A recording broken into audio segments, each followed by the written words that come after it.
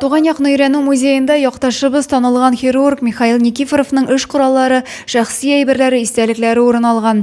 Бөек Ватан сугышы елларында ул яралыларга 13 меңгә якын операция ясый.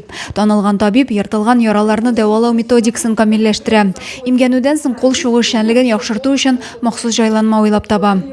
Этот аппарат специально для разработки рук. Его сделал Никифоров Михаил Михайлович.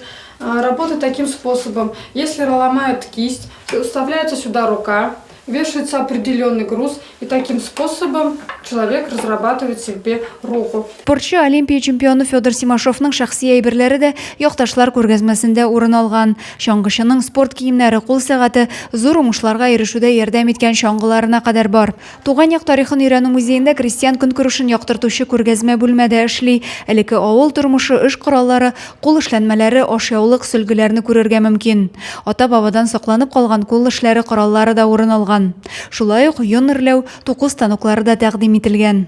Мы все подняли с фондов, потому что много чего спрятано, и охота их выставить. Что-то сделали нам, вот печку изготовил Атласов Михаил Александрович, мужской такой комплект тоже он нам подарил. Рыболовная морда специально тоже сделал Зайцев Петр. Биредә һәр экспонатны кадерләп саклыйлар, күргәзмәгә килүчеләр кызыксынып һәр ядкәр белән танышалар ди музей хезмәткәрләре. Адилә Борханова, Зин Сипатов, Зей хәбәрләре.